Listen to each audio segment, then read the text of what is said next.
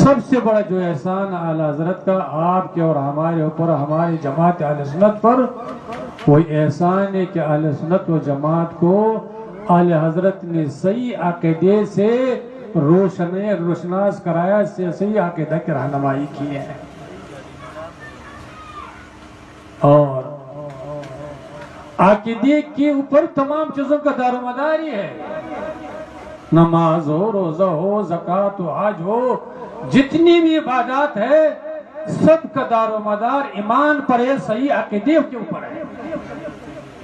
اگر عقیدہ صحیح ہے،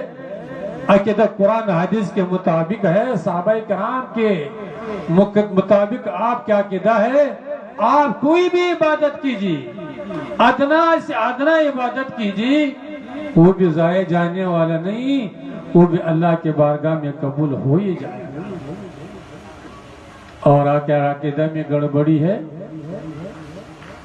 عقیدہ صحیح نہیں ہے تو زندگی بھر میں نماز پڑھتے رہے، تسبیح پڑھتے رہے، سر بسجود رہے، اللہ کے بارگاہ میں زندگی بھر بھی عبادت کرتے رہے، ریاضت کرتے رہیے، تو یاد رکھیے وہ عبادت اللہ کے بارگاہ میں کبھی قبول ہو ہی نہیں سکتا ہے۔ اس لیے ایسے محسنوں کو یاد رکھنا، ان کا تذکرہ کرنا، ان کی یاد و محبت میں ایسے محفلوں کو منعقد کرنا اور اس میں شرکت کرنا اور ان کی عقیدے کے مطابق اپنی زندگی کو اختیار کرنا، یہ دنیا کی بھی کامیابی ملے گی اور کل بروز معاشر انشاءاللہ العزیز تب بھی کامیابی نصیب ہوگی۔ اللہ جل شانہ ارشاد فرماتا ہے ان تنصروا اللہ ینصرکم،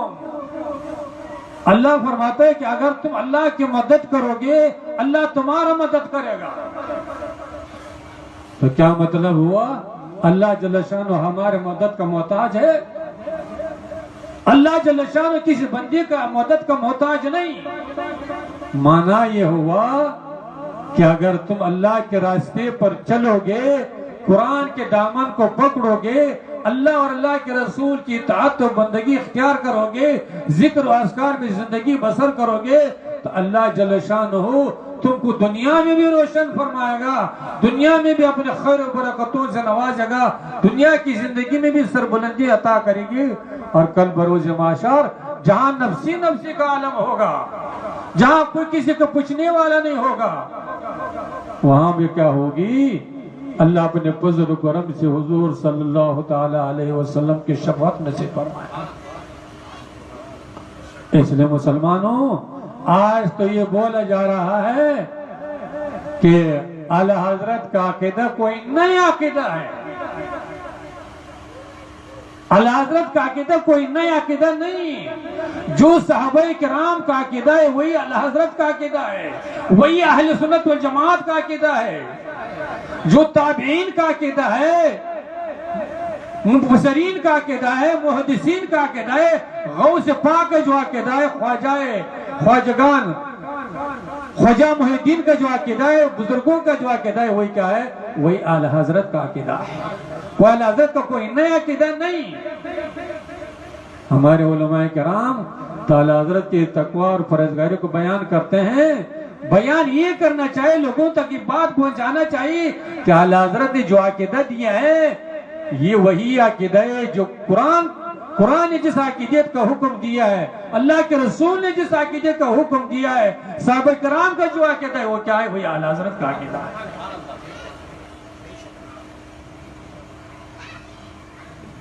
اس لیے مسلمانوں نجات میں اس میں ہے، کامیابی اس میں ہے کہ اپنے عقیدہ کو درست رکھو،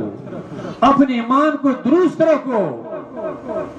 اگر ایمان و عقیدہ درست ہے تو پھر انشاءاللہ العزیز اگر عمل میں کمی بھی ہو جائے، نماز روزی کمی بھی ہو جائے، عبادات میں کمی بھی ہو جائے، اور ایمان کے ساتھ صحیح عقیدے کے ساتھ دنیا سے رخصت ہو جائیں گے تو اپنے بدعملی کا تو سزا ملے گا، لیکن اس ایمان کے بدولت ایک نہیں کیا ہوگا، آپ ضرور جنت میں پہنچ جائیں گے۔ اور اگر ایمان میں گڑبڑی ہو، عقیدہ میں گڑبڑی ہو،